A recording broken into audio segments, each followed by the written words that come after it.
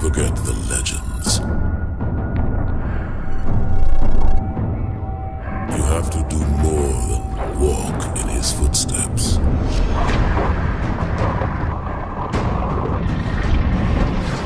For he is more than the sum of his actions.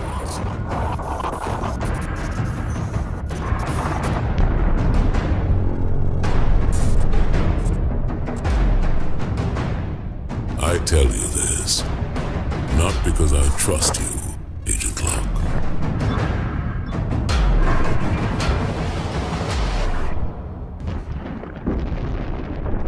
But because all our lives are at stake.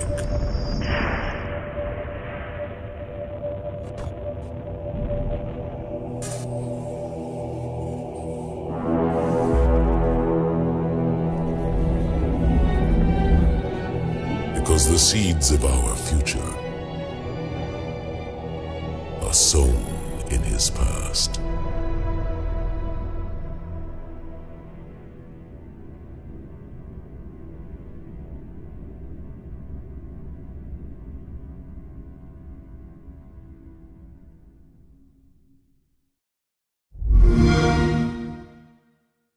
Xbox One, now starting at $399. You are one of our most treasured instruments.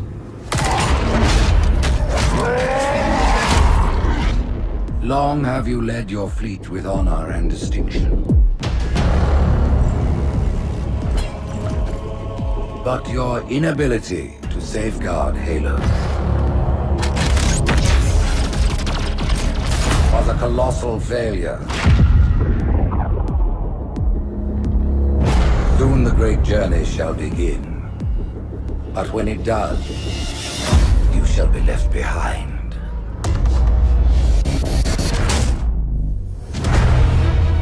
Gentlemen, we're lucky to have you back. The Navy has lost one of its best.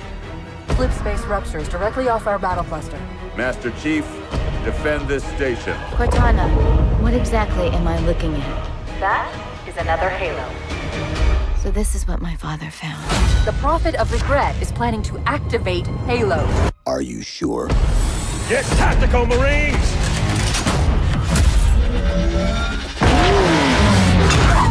All right. Shoot. Your prophets have promised you freedom, but you will find no salvation on this ring. The prophets have betrayed us. Impossible. No. If he leads the Covenant fleet to Earth, they won't stand a chance. You have to stop him. I need a weapon.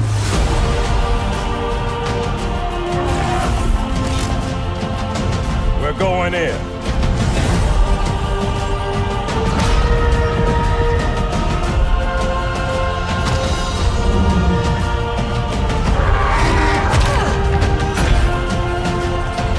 All remaining platforms are now ready for remote activation.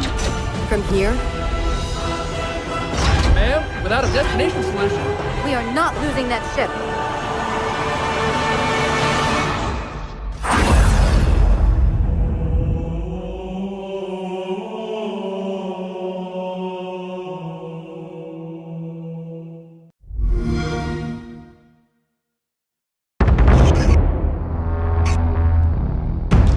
They created something spectacular. You got so emotional about it. Oh my God, this is the Holy Grail. It was a watershed moment for the industry. It all of a sudden just took everything you knew and mixed it all up. Video gamers across the country are anxiously awaiting the midnight release of a game called Halo 2. 3, 2, 1, November marks the 10-year anniversary of Halo 2. And I am excited to tell you that Halo 2 is getting the full anniversary treatment. The puzzle becomes, how do you honor the material? How do you keep it fresh and interesting for, a new generation? Halo is about this incredibly powerful hero, Master Chief, and his AI sidekick, Cortana, and their journey to save the Earth. We've always been very, very concerned with maintaining that gameplay to just feel authentic. Dun, dun, dun, dun. Dun, dun, dun, dun. The moment that kicks in, you're like, yes, let's go.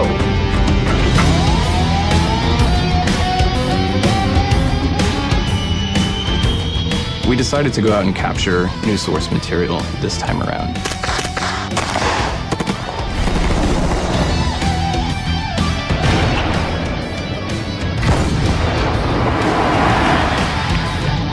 My friend's trust is not the issue today, Spartan Locke. It's just absolute home run. It's probably some of the best fun I've ever had in Halo, and that's a pretty major statement. At the end of the day, everybody has one thing in common, and that is a love for what we're doing and a passion to make this the best it can be.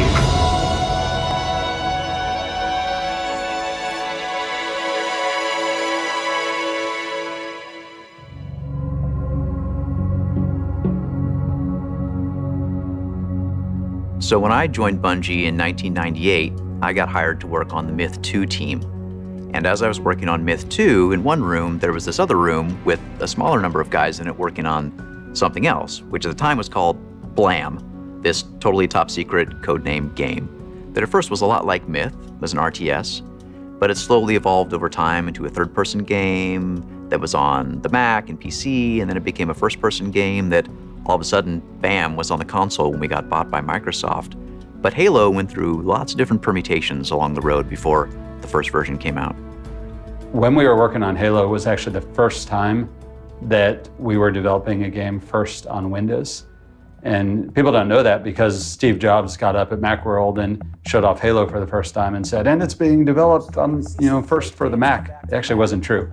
We had to scramble to do a Mac port of the game at the last minute for that Macworld conference. And this is the first time anybody has ever seen it. It's the first time they've debuted it. I remember Joe Staten, our writer, came to me and said, yeah, Marty, we need something. We're doing it on Tuesday, and this is Friday.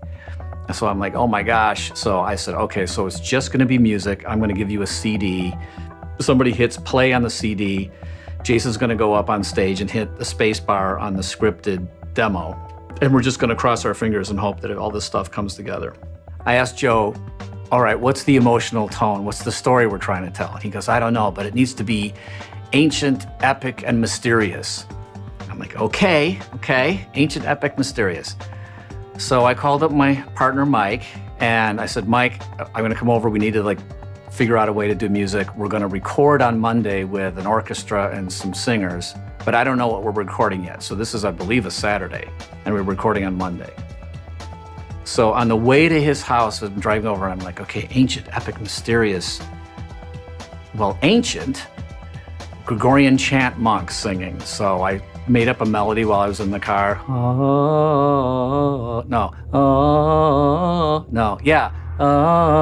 I came up with the whole melody in about the half hour it took me to drive to Mike's house. I walk in, I said, Mike, okay, we're gonna do big epic orchestra, but we're gonna start with monks singing and we're gonna end with monks singing, and that'll give us this nice epic ancient feel. And Mike's like, yeah, cool. He's like, Mike, I got this idea and we got to be done with it by Tuesday. And I was like, it was just another thing. To me, it was just another thing to do. And I'm like, yeah, okay. Yeah, we'll do it. Okay. And what is this thing about monks? Really? Okay, cool. Jason got up and pressed the button to start it. And if you watch the video very closely, you can watch Jason take a massive inhale of breath right before he hits okay, because there was one bug that would have just really been bad if it happened at that moment. So it was a heart-wrenching, exciting time for everybody, but literally that was the first time we'd shown it to anybody who was on stage, the Javits in New York, in this huge public forum.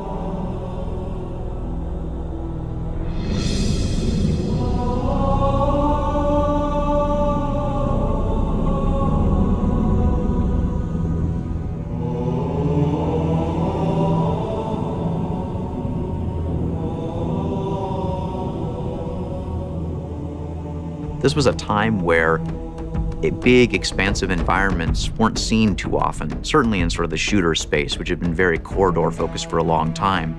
If you remember the demo, it started off indoors, pretty typical, but right in the middle of the demo, we took you outside in that moment of transition, and the camera panned up to show you the sun and the vista. And I think at that point, everybody who was watching and afterwards realized, wait, this is a step change in what we expect from from a typical shooter. And in short order, we were out in Redmond getting it up and running on what was to become the Xbox. Let me now unveil Xbox.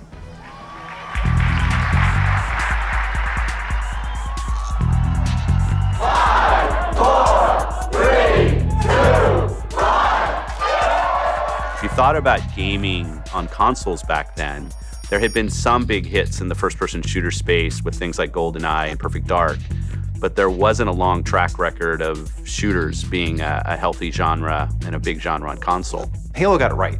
Halo figured out how to make the controls, how to make the balance work for first-person shooters. And I specifically remember back then people saying, this will never work. You cannot put a decent first-person shooter on a console. So when we're looking at kind of forecasts and how the marketing team and the sales team thought games would sell, Halo was somewhere down on the list. It was pretty bleak. I mean, people weren't sure it was going to make it. Frame rate was bad. Shooters, are they really going to work on console? But it definitely became the hallmark of the original Xbox. Not only brought the FPS to the console, it brought story in an FPS, which I think is a huge, important part of Halo. The Covenant found something.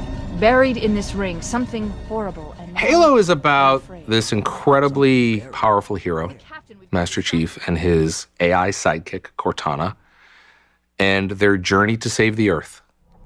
I mean, that's it. I mean, certainly there's a lot of battles along the way, and there's a lot of drama with the Covenant, but that story takes a twist and turn, but your goal is to save the Earth. Is it true? More or less.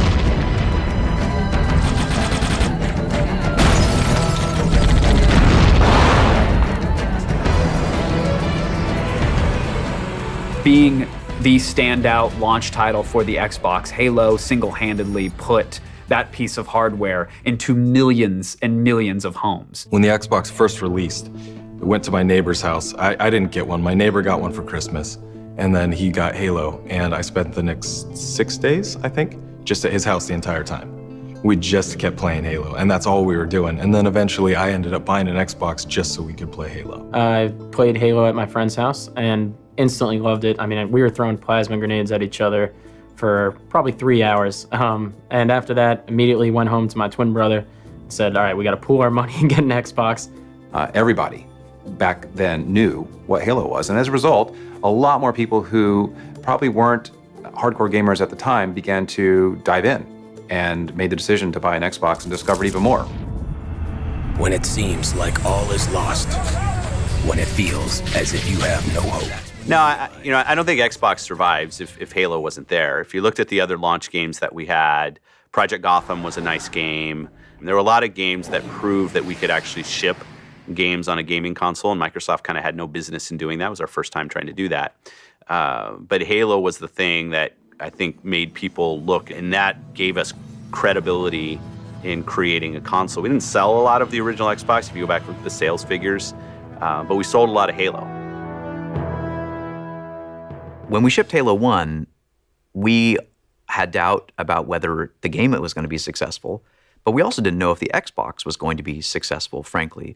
But we really didn't spend too much time thinking about, well, what would we do next, because the odds were stacked against us. Of course, when it hit and hit big, well, that's when we had to scramble.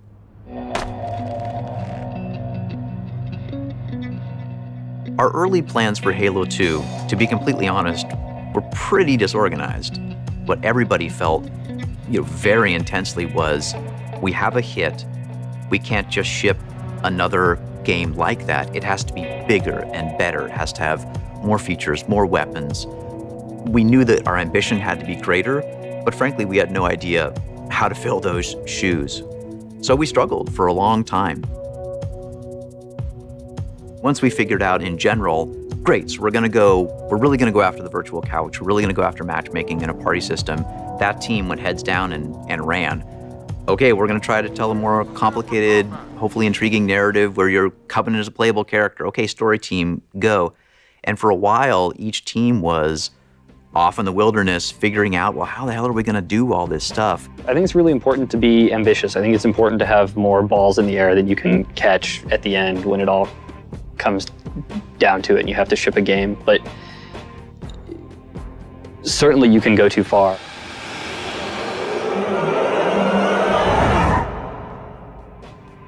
The year is 2552. After a long fight, our colonial defense has failed, and the Covenant have made their way to Earth. Even though I was on the project and sitting in the trenches with the other guys, I kind of had blinders on. You know, what I knew about the campaign was they probably cut, I mean, at least a third of the total game, maybe as much as half, I don't honestly know. And that's why Halo 2 ended up with such a jarring ending. This is Spartan 117. Can anyone hear me? Over. Isolate that signal.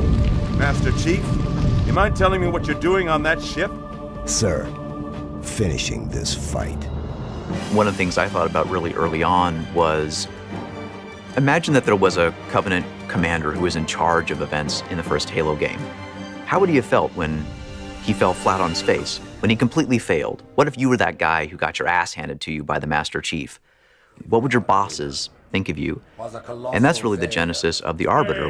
It was heresy. I had the, well, either good or bad idea, depending on how you look at it, to suggest, well, what if you actually played as this guy? Wouldn't that be pretty cool if you could put yourself in his horseshoe boots and walk around with his mandible jaws and talk to other Covenant and really get the other side of his story? Undertake as the Arbiter of perils. Suicidal.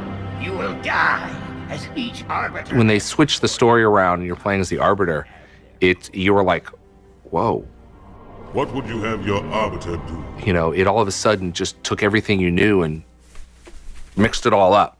Oracle, what is Halo's purpose? Collectively, the Seven. Wrong! Not another word! Please.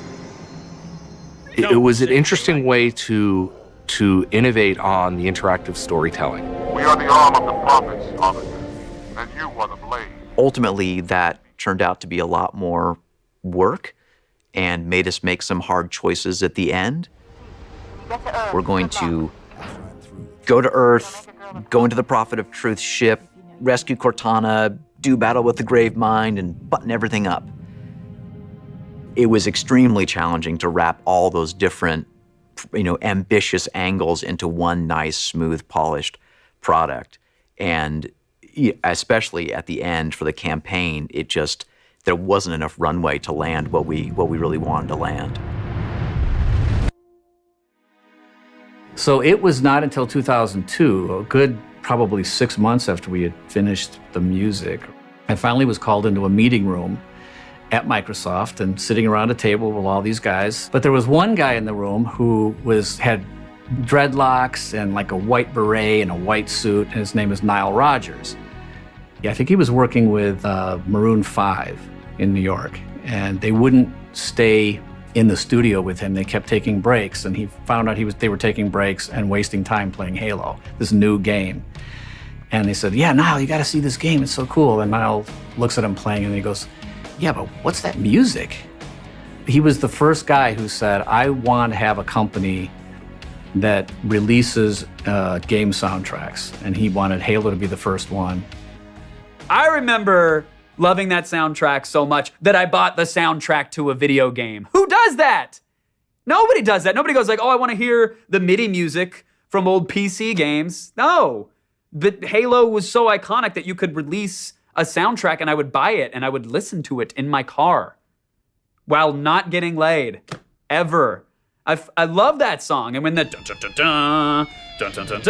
the moment that kicks in, you're like, yes, let's go. You know, that score is just, you hear that and just immediately you're there. You're in Master Chief's helmet and you're living it. It immersed you and you felt like you were put in this world, and that's why there's such an emotional connection. That music became your music. I believe it's something like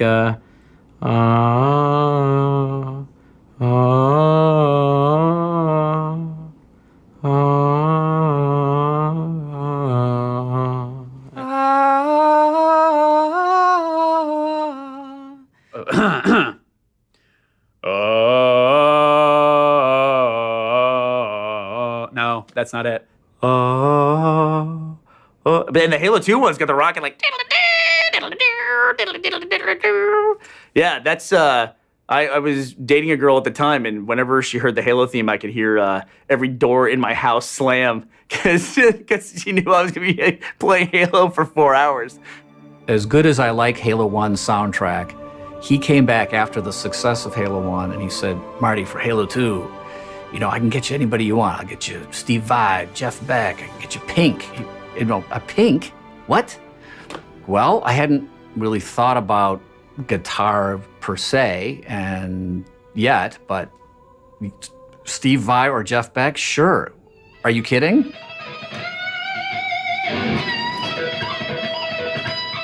There's one other guitar player who was a huge fan of Halo and went outside of his agent. He went outside of everybody else. We didn't even bring it through Microsoft. I never got a contractual written permission to work with him. And that's John Mayer. John Mayer plays guitar on two very distinct pieces in Halo, and you hear it on the soundtrack. But I never revealed that it was him because he didn't want his agent to yell at him. He just wanted to be able to tell his friends, yeah, that's me playing on Halo 2. Halo is one of the few games where we still have people playing the 10-year-old game. And Halo was, I think, really special, especially in the United States, as far as how it introduced a lot of people to multiplayer gaming. And with the first Halo, it was a very social experience, physically carrying your Xbox to someone's house, carrying TVs, heavy CRT TVs back in the day. Pre-Halo and Halo 2, you had to make do with what you had. It was like, okay, we've got these modems, which are tin cans and strings. Now we need to connect them to somehow communicate with each other and then play this game against each other.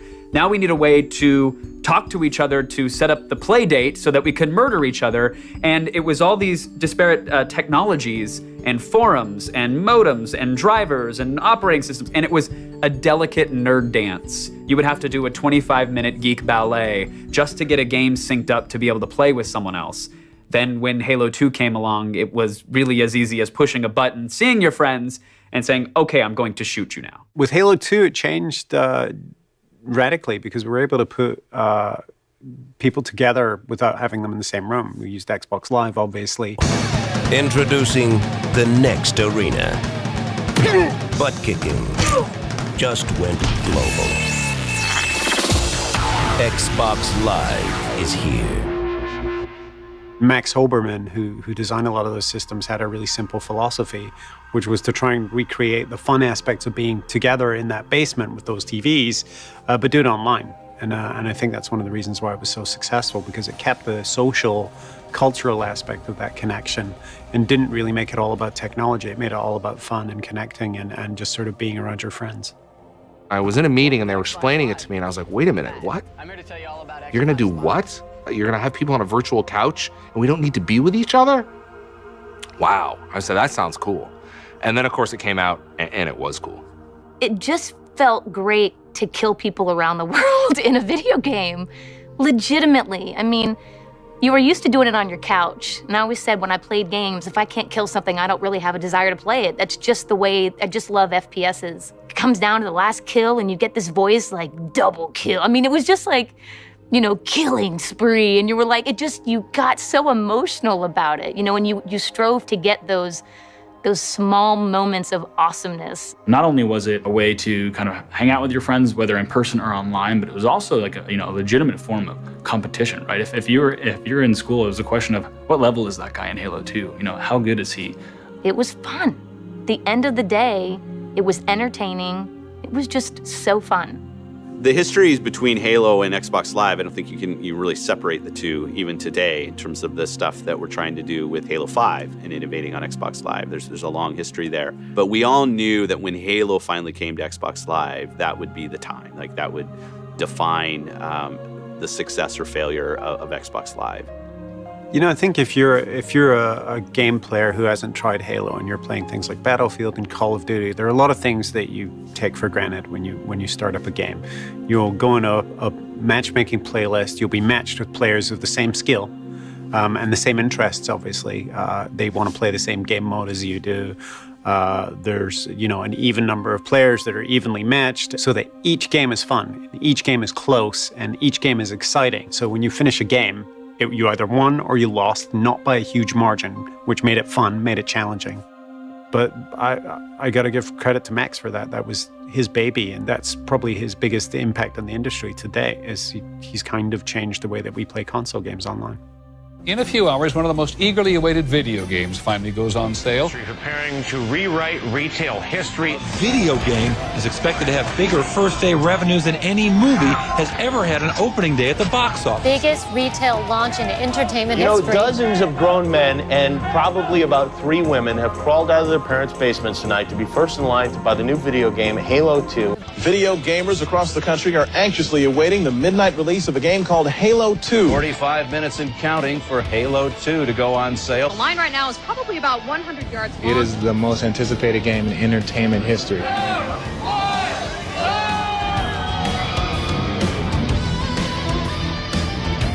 Well, if you're an Xbox gamer, there's a good chance you're pretty tired right now. Halo 2 sold 2.4 million units in 24 hours. Now, I understand there's a few more states to put in the red and blue columns. We're going to go back to the map and Rob Corddry. Rob, looking at the... Rob.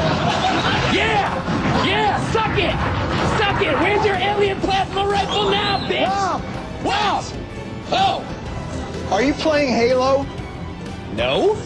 The anticipation around that, coming, that Halo 2 was going to land, I think it was just a kind of magical moment. Bungie created something spectacular, right? And I mean, I think that the game Bungie created is why 343 exists today and why many of the fans are here.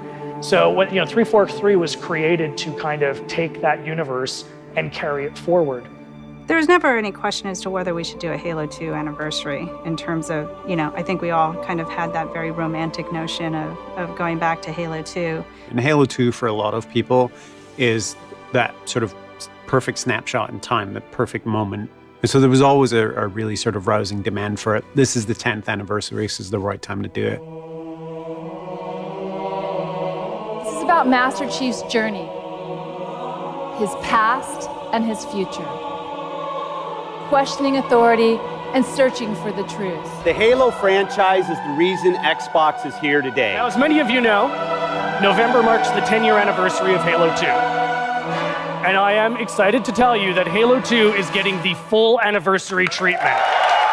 Halo 2's multiplayer was special for a lot of reasons, and Halo 2 Anniversary will contain the original Halo 2 multiplayer exactly as it shipped 10 years ago. When we were thinking about anything for the anniversary, the game has to be exactly the same. It has to, some of the things that people loved about Halo 2 were the glitches, and those were all, in. So for us, it's how do you keep the gameplay the same, but raise the graphical fidelity, and then how do you just have new ways to play the old game. It's the same game, but new ways to play that game. And so I think kind of mixing that new with that old is hopefully something that will be refreshing to new and old fans.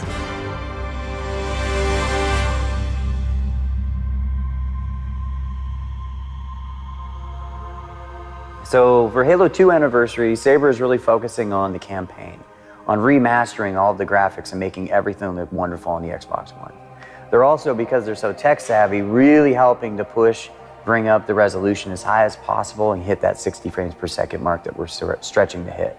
Doing an HD remake to those older Halo 1, Halo 2 games makes a lot of sense because those games, they stand the test of time. The storytelling component of those games is great, the gameplay experience is great, so it makes a lot of sense to bring it to the new hardware.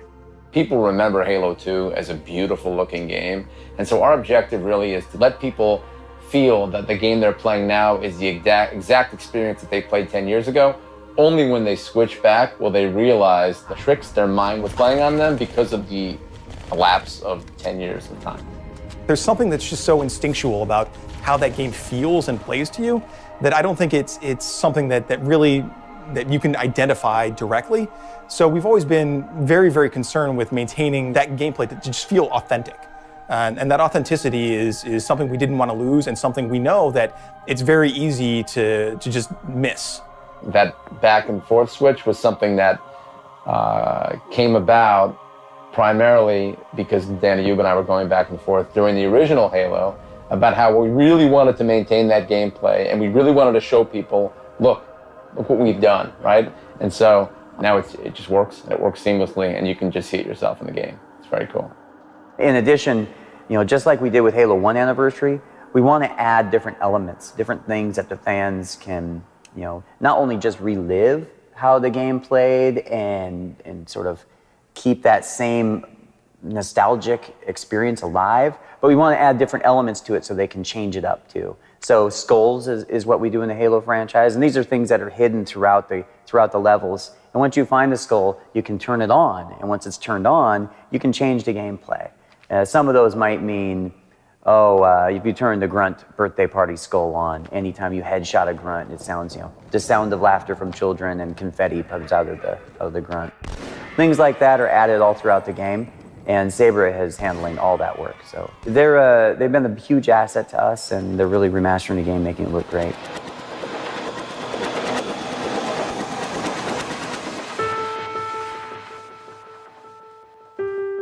When we started Halo 2, and we got greenlit, and we had our conversations with Bonnie and Phil and all that stuff, and they're like, yeah, we want to do this. My first call was to Max Oberman. I walked out of that meeting room with Bonnie, walked to my desk and called Max and said, Max, this is happening, we're doing it. Had some talks with Dan Ayub at Microsoft, and he threw out the idea of doing a Halo 2 Anniversary, to which I was like, yeah, awesome, that'd be fun. So I was super excited, but even committing to doing 6 maps for Halo 2 Anniversary was a huge commitment, and it really sort of put a lot of pressure on the team. I think if you just asked our producers, the safe bet was 4. We got started on that, I was super excited, and then immediately we had some very difficult discussions. All right, we only get 6 maps. Which ones are we gonna make? We needed to take it down from 23 or 25 down to 12. Now we had to take it down to 6. And there were a lot of really tough discussions. Eventually the decision was, let's have 2 small, 2 medium, and 2 large. Turned out some of the really small maps were some of the best maps. Maps like Lockout, top of the list, right? Were it's just kind of a no-brainer. That those were really easy. Every single map seems to outdo itself. Ascension it's incredible to me. One of the best skyboxes I think I've ever seen in any Halo map. And you can go up and just stand on the edge and sort of look out this Halo ring and just see all this movement out there. It just feels so lifelike. I've actually just jumped off the edge and, just to my death, and it just felt like I was falling. It is really cool. So the map's really coming to life. On Ascension, adding that bubble shield in the middle is very deliberate because we want more variety than the map just turning into a sniper fest. And that shield adds that variety. It gives you moments where close range combat matters and where you have some more cover and some more protection and that sort of thing. But how do you do that in a way that doesn't fundamentally break what works and doesn't make it so it isn't any fun for snipers on the map, for instance? So I think we hit the nail on the head with that one. There's more dynamic elements in the maps. There are more interactive elements. You're able to change the way the flow and the nature of the map works. There's certain things you can shoot, for example, that will close gates or change the path through the level. And those things are going to add a fair amount of variety to the experience. So what you guys are seeing here is a piece of concept from a map we haven't announced yet. Any ideas what map? Yeah, has anyone guessed it yet? What? Come on, this is a big giveaway, if you know guys. it, come on. I can't hear you. That's right, guys. CLACK is back. Right. Yeah.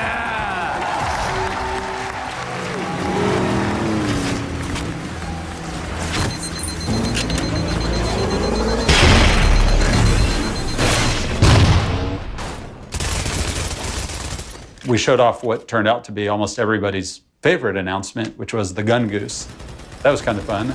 We knew we'd have a good reception, but we didn't anticipate quite how positive the reception would be. So what's better than a MONGOOSE? A MONGOOSE with guns. Yep. Nice. Yeah. It's just absolute home run. It's probably some of the best fun I've ever had in Halo, and that's a pretty major statement because I've had a lot of fun in Halo. The art treatment and everything that Max and his team at Certain Affinity have been doing has really been true to the original. Just keeping it updated and adding all of this, cool new features and awesome skyboxes. They knew that it was great when it launched 10 years ago. They didn't want to change that.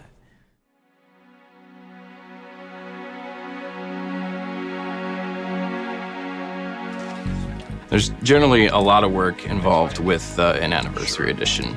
There's a lot of people who are attached to the sound of Halo, myself included. I really like the sounds that they did in the original, but I feel like they can be touched up and modernized and brought into a higher fidelity for the game environment. I think some of the best challenge I have found in this is knowing that the fans are so big on this game and in trying to find new tone and new texture, but still simulate the old feel. I'm going through a bit of a detective process, so I'm listening to the old sounds. We have them broken down as small bits as we can. And then I have to find all the different ingredients that might be in there that I can re-simulate to sound similar, but to be a little brighter, you know, better sound quality. And starting with larger characters, we try to build a base, of course, to get that resonated sound. How do we get the weight? How do we make it sound heavy? We'll play it. It's like, oh, it sounds really big. It's got good energy. Missing the metal. So then we'll find the right metallic tone, and then we'll re-perform it the same way with the new flavor. And we play those two together. It's like, all right, sounding big, sounding metallic. What's missing now? Some body movement. Now we got to find a new texture. Maybe it's leather, maybe it's skin, and then that would be like a third layer, and then continue to play it until we start hearing all of the different layers. And that, so we could end up with 6 or 8 different sounds for one movement in a character. So one of the cool things that we ended up recording this time around, which is totally experimental, were tuning forks. And we thought that would go really well with the energy sword, but it needed a little bit more. The energy sword is this sleek, sort of elegant weapon, but it's also a killing machine. So we actually bought some dry ice, and we were thinking, hey, what might sound good with this dry ice? And we just started randomly dropping objects on it. What we really thought was cool was when we dropped ball bearings on it. So we ended up using the ball bearings on the dry ice and the sizzling and the burning and the screaming. And what we did is we had the engineer room actually feed that back to us through a loudspeaker in the Foley room.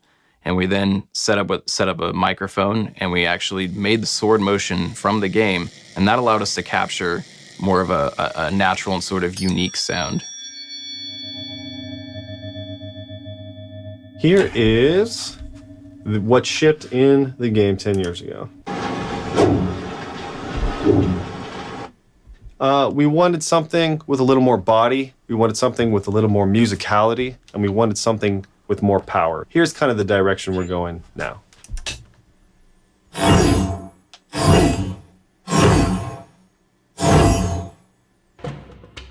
We decided to go out and capture new source material this time around. Obviously, you can't go out and record a battle rifle. You can go out and record things that are similar to it. But what we wanted to do is kind of choose weapons that had unique characteristics. So for example, the Thompson machine gun. It's got a unique clack, clack, clack, clack sort of sound to it.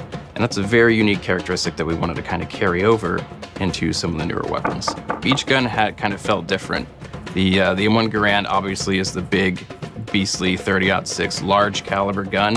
Really packs a punch, you can really feel it in your chest. And then there's the silent submachine gun, the MP5, that really has a unique sort of kathwack sound. You let it fly and then you hear the thump down range. It's pretty cool. My personal shotgun is the shotgun in Halo 2 Anniversary. I completely forgot about that, but that was a fun day.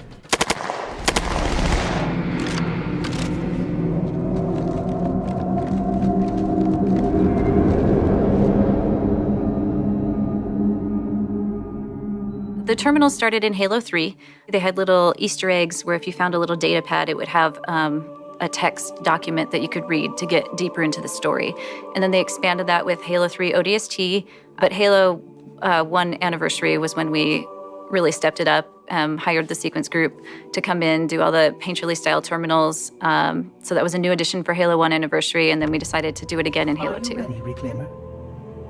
This is how my story begins. We kind of sized up like, okay, so what are the things that fans have always wanted to know more about?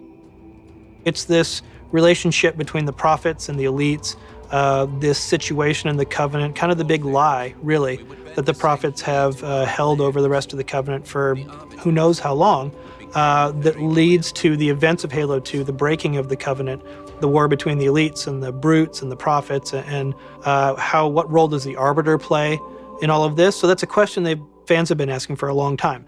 Thinking towards the future, what do we think fans will want to know more about, a year or two from now, is we're pretty sure they're going to want to know a lot more about Spartan Locke, or Agent Locke as we meet him.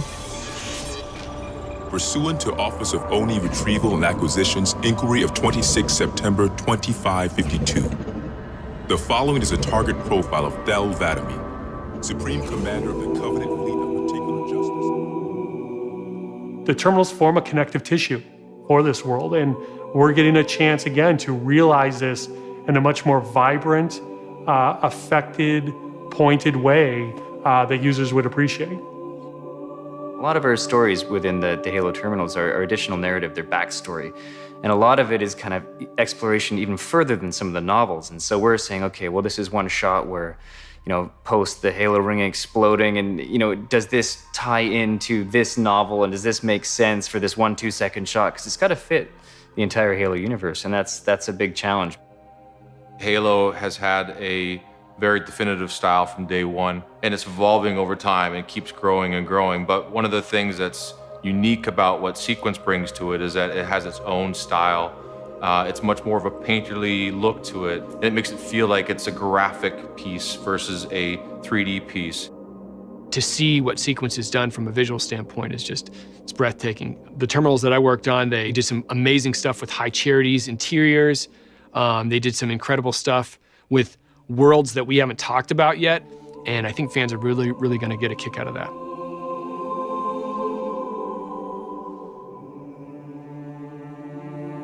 When we were doing the voice acting for all the terminals, we had people in Redmond on Skype listening into the session in LA with the guys from Vancouver. You know, like, all these pieces have to come together.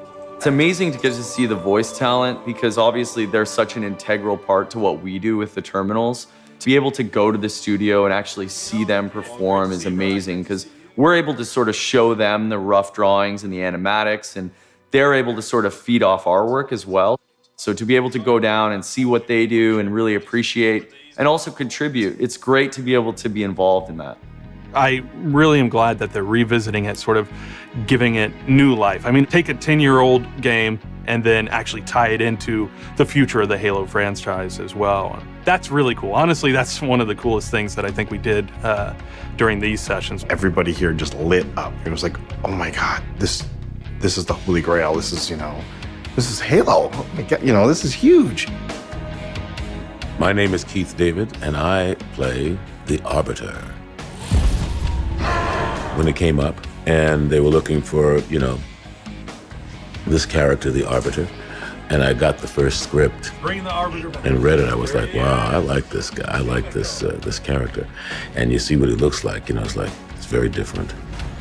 And, you know, through the different incarnations of the game, I love the way it's evolved. I love these stories. My friend's trust is not the issue today, Spartan Locke. It is my trust you must earn. You are a hunter, yes? A seeker of things. And now you hunt other Spartans. Getting to meet somebody like Keith David, you know, a character, I know him through his character in the Halo series really well. It is a really cool thing to see that in real life, you know? Oh, this time I'm going to have an Earl Grey. Everything he says is epic. Yeah, we get to be on the other side of the glass and take this, be the first ears that hear these performances, you know, and get giddy and excited about it, knowing where it's going to go and knowing what millions of people are going to get to enjoy. It's a huge deal bringing back Keith David and having the Arbiter, and then adding this new character of Spartan Locke, and have this story be more complete and more connected in the fiction. That's an amazing start to a journey that I think Halo fans are going to be thrilled with. A lot of the narrative work we do is best done with actual VO narrative storytelling. I mean, if people watch something without any audio, you realize that it's 50% of what you're doing. I mean, it sets the feeling, the tone before anything else can. It's extremely powerful, so it's a big part of our work. The following is a target profile of Thel Vadami, Supreme Commander of the Covenant Fleet of Particular Justice, and compiled by Lieutenant Commander Locke. I like to think of him as a career soldier in a sense that he has a lot of tools, he has a lot of pedigree, and he's been in the forces for a long time. He's not really old, but when you start very young, you have a lot to learn. So I look at him as a career soldier in a sense that he came out, he was a cut above the rest. He was really good from the start. He's a leader, and he's learning on the job, but he has the tools and the know-how and the temperament to get it done. Bringing back Tim Dodabo, who's the voice of Guilty Spark, I mean, it's just an evergreen character and an evergreen sound. It's so incredible to kind of hear him come back and just instantly be Guilty Spark. Greetings, I am 343 Guilty Spark.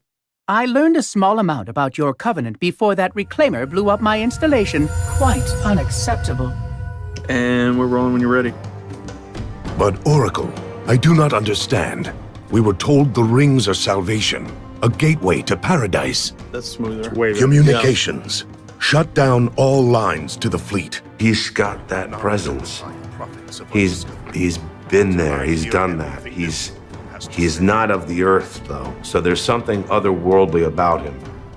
So when he approaches something, it's from a very different viewpoint than mine.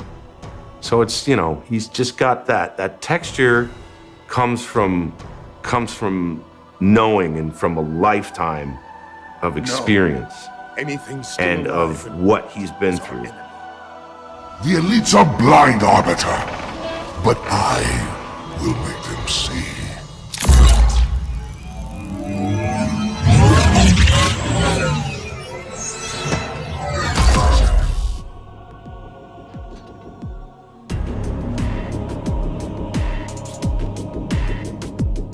So Microsoft came to us and like, okay, we have this Halo 2 project where we basically have to recreate those cinematics that we had before, but now we want to pump it up, res it. But the thing is, it's 58 minutes worth of footage. Oh, okay. A lot of times people come to us and they say, hey, here's our game and here's what's cool about it. Make something great. And we go off and do it. This time, the structure was already there. We're using the same timing, we're using the same story.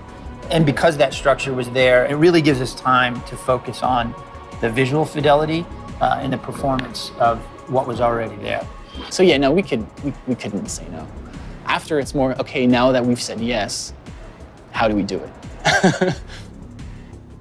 So for the choice of actors, we actually found the perfect like mix of people that could do mocap, that had the facial features that we wanted, and that were also great lip syncers, so that they could perform their facial and also be very technical to hit all this facial expression at the right amount, at the right moment. You know, your father never asked me for help either. The actors look like their digital counterparts in the film, and we're really capturing their performances and keeping all the nuances that it's really hard to animate. Gotcha. You know, your father never asked me for help either. The index is secure. You know, there's a large chunk of the human brain whose sole purpose is to decode the content of the human face. Oddly enough, women do it twice as fast as men.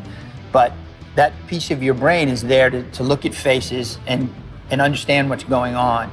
And a lot of people, even if you're not artists, will be able to look at CG-generated face and say, there's something wrong with that. I don't understand, but it's off-putting. They may not be able to tell you what's wrong, but they know it's wrong, and it makes them feel uncomfortable. I think there's some deep primal monkey brain sort of thing going on there. But this process kind of circumvents that. All those little subtle nuances that are really hard to put in there by hand, if you're an animator, kind of come for free because we're capturing everything. All those little things are there. The computer doesn't miss it, even if we did. Playing Cortana was really unique because there's, you know, in this particular version that we're doing and using the MOVA, you're in such a small space to work with, and as an actor, it was really fun and challenging, you know, creating this new character, but having to match a voice that's already there and making sure that I gave the performance that you want that matched not only the mocap, but then going back in and matching it with your actual movement on your face, and you can move this much. And then there's the action sequence, which was nuts because it was literally Frank being like, you jump, you run, run, run, run, run, run, run, run.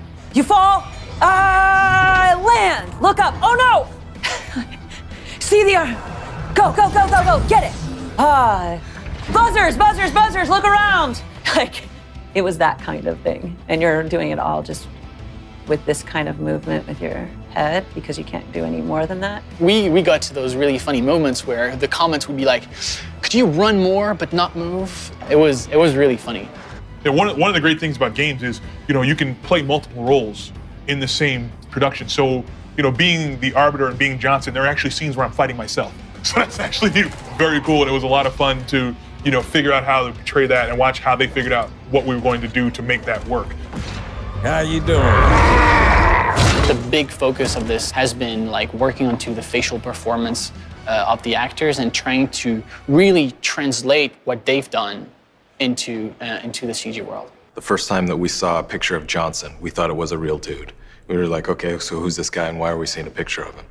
And then when we started seeing it moving, we were just like, okay, this is animated, but it's really good. And you start to see the aliens, the Covenants, the brutes, all these different species. It's phenomenal, the work that they're doing. And to have, I think it's 56 minutes, more or less an hour of content. As a Halo fan, that gets my blood going.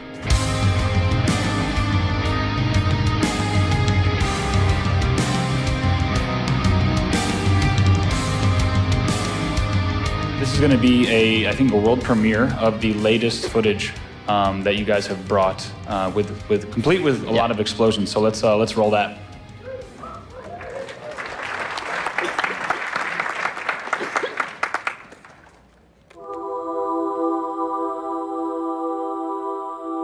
In the event of unexpected shutdown, the entire system will move to standby status. All remaining platforms are now ready for remote activation.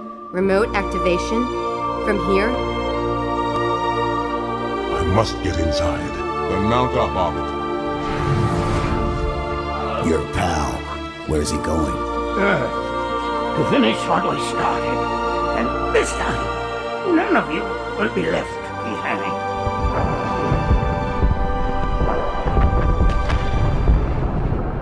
Don't make a girl a promise if you know you can't keep it.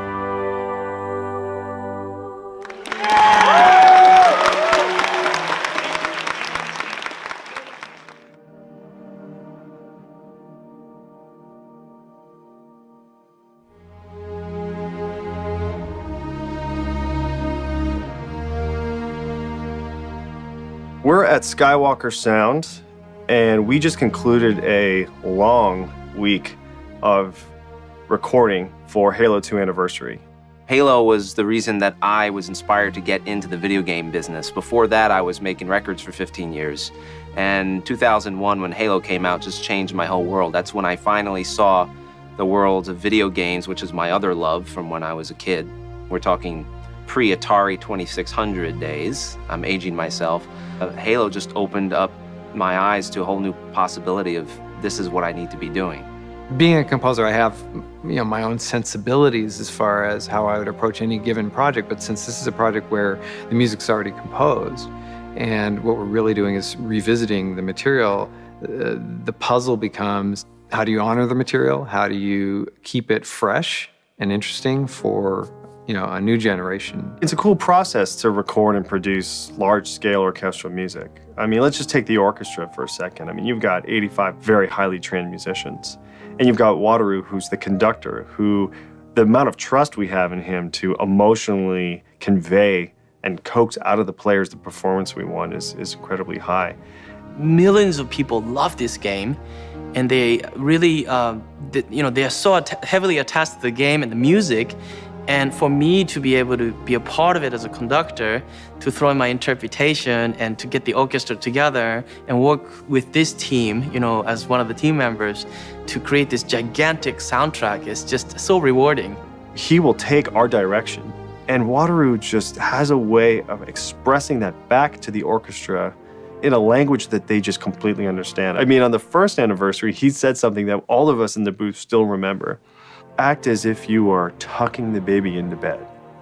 And suddenly the orchestra was like, oh, and then they would just go to play, and the notes would just float up and through the roof and out into the universe.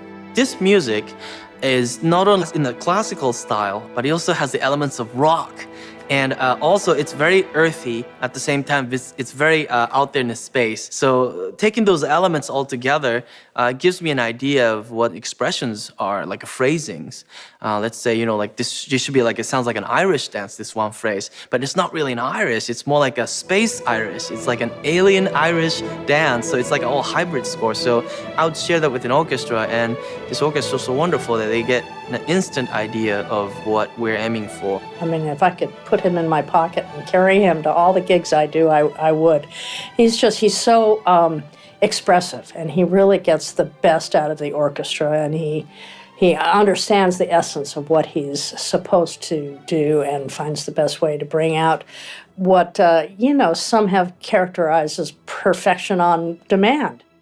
The music from Halo 2 is really attractive from a choral conducting standpoint and a choral singer standpoint because so much of it is vocally based.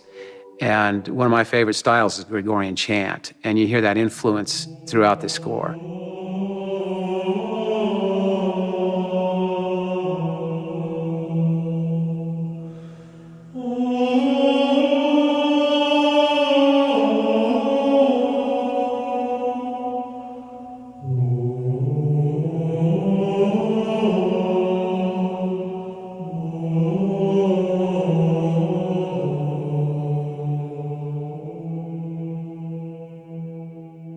So when you take the full breadth of the symphony, and then you take the full breadth of the opera chorus, and then the boys' choir just singing perfectly, just that incredible, beautiful sound, it's visceral. I mean, it's an emotional experience.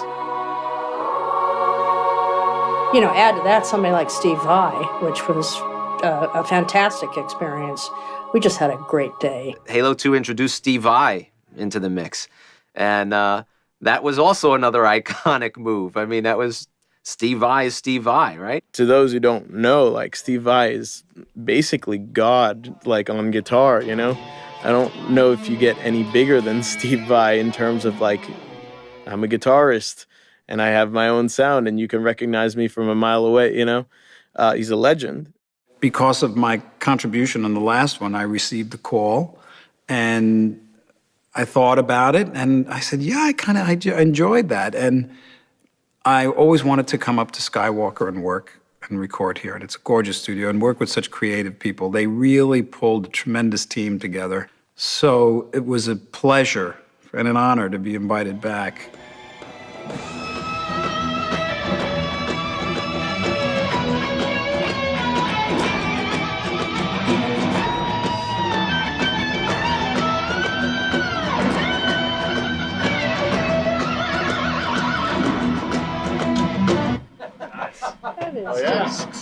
That is stupid. That dude can just go. I'm more like a composer. I take my time. He's just I've got a guitar. Okay, awesomeness is about to happen. Now let's pick which version of awesomeness we're gonna go with.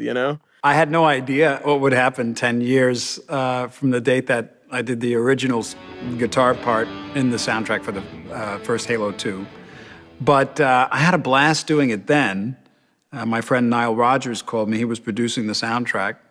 And, I have two boys, and they were really they loved the game. When I told them I was playing on the Halo 2 soundtrack, they couldn't believe it. It was I finally impressed them, So, yeah, I might quit guitar tomorrow because of what I saw today.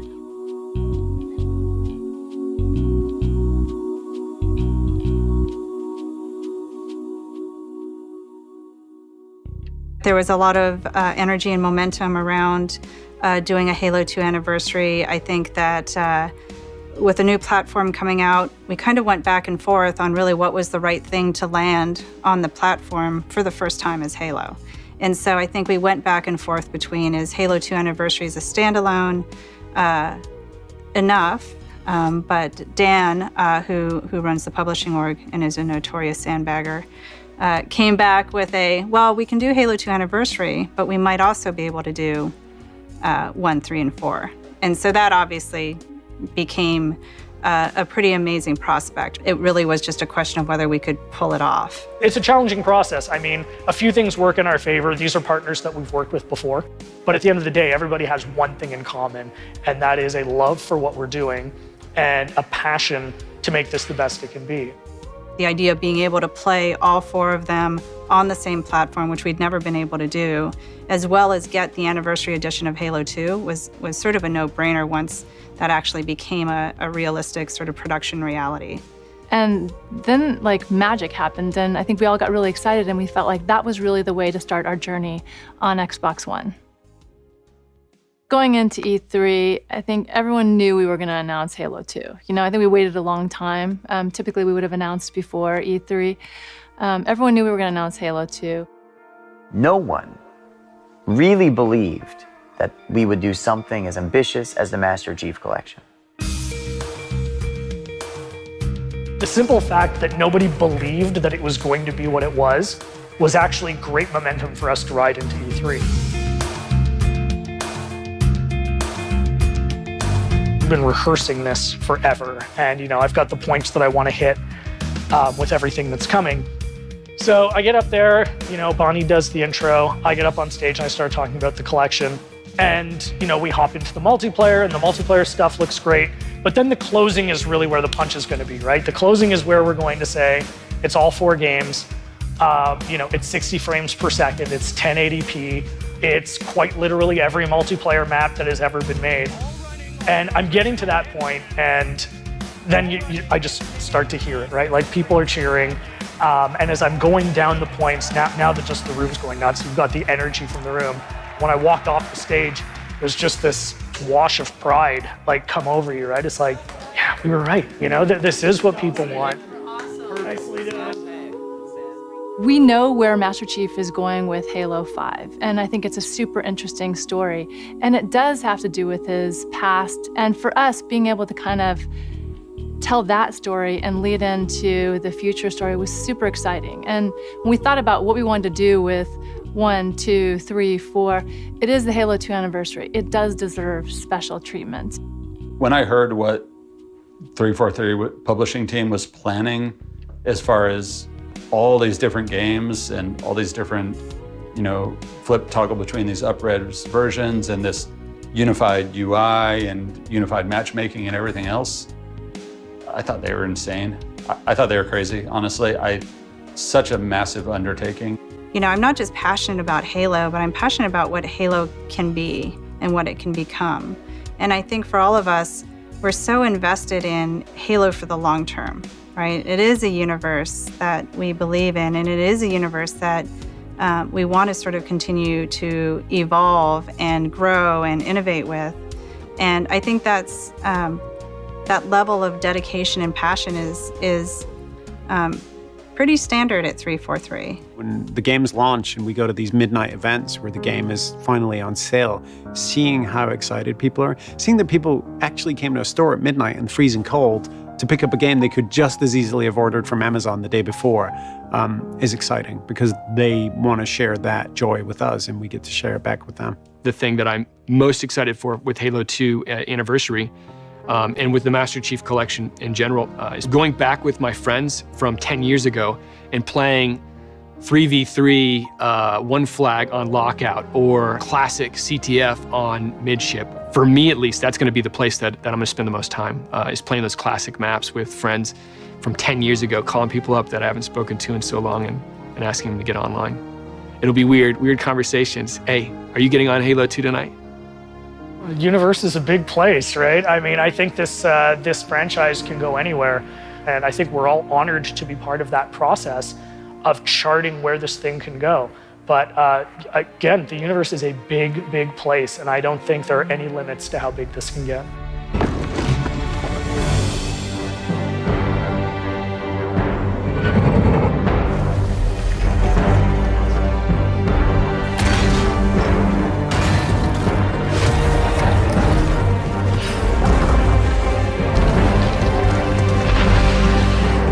This is Spartan 117. Anyone hear me?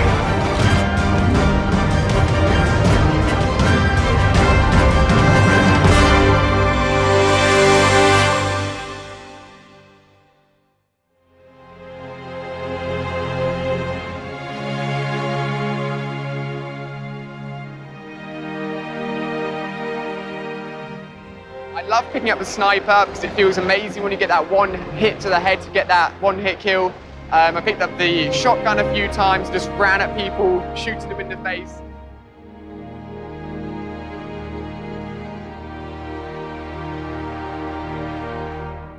To see it kind of remade with better graphics, you know, have a real incentive to go back and play the old games, feel the nostalgia. It was great. It was a lot of fun.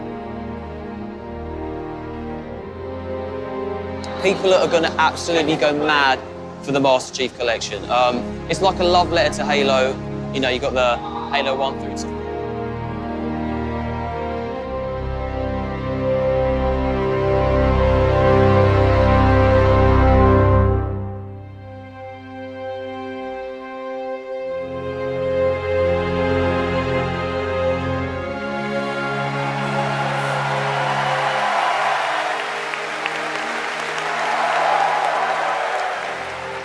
finally see our work go out in the real world. I mean, it's so gratifying. I mean, I know this sounds really stupid, but I've literally cried at some of these things when you see the fan reaction and how much it means to them.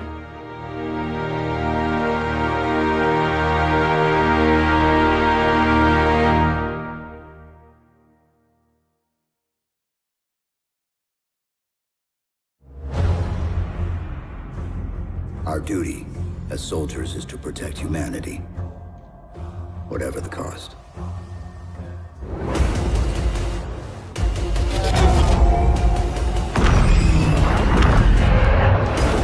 We're going in. Get tactical, Marines!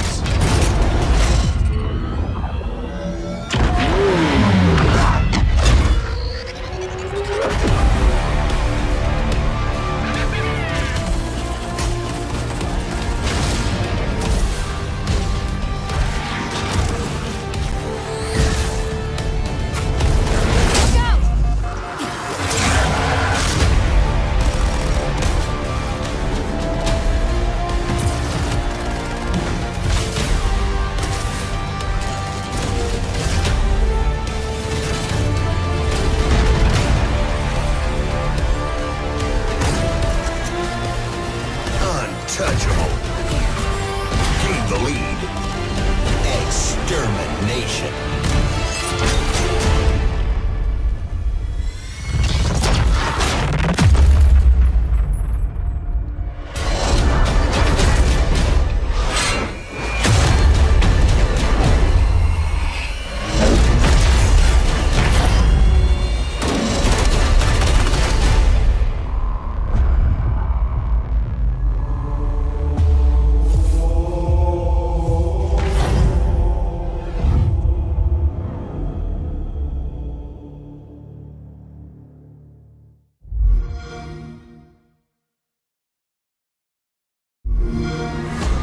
Our duty as soldiers is to protect humanity, whatever the cost.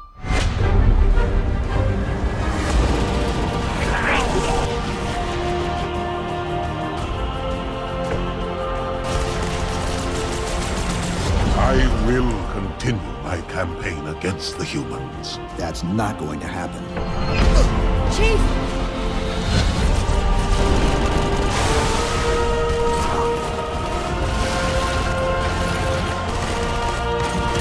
If he leads the Covenant fleet to Earth, they won't stand a chance. You have to stop him.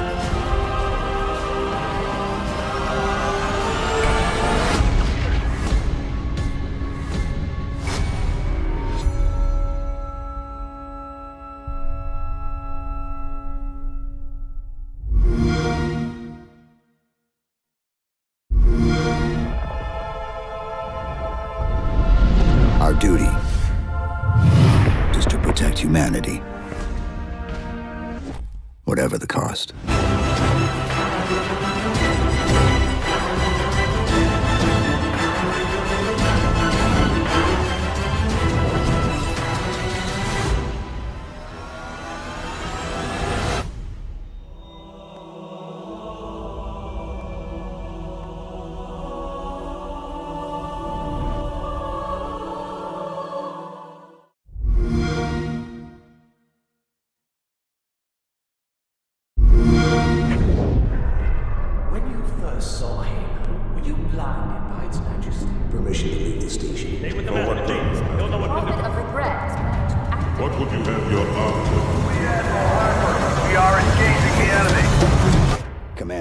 we've got a problem. Could we possibly make any more noise? I guess so.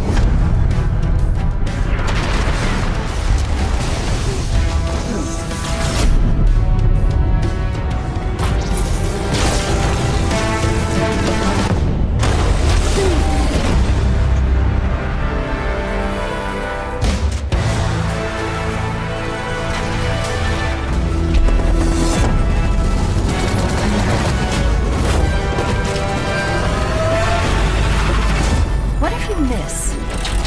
I won't.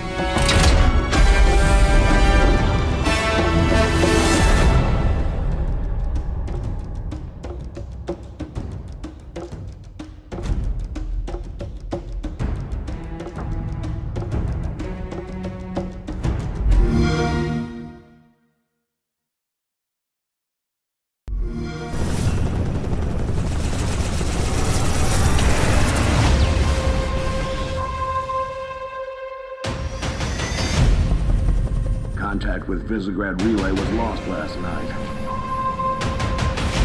Reach has been good to me. Time has come to return the favor.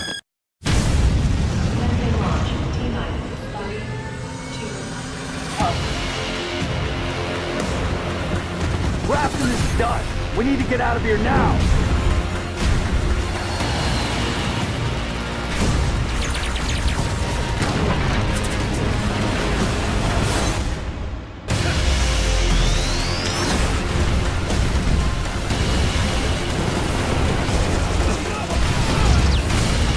You've been wondering what your Spartans died for? They died for this.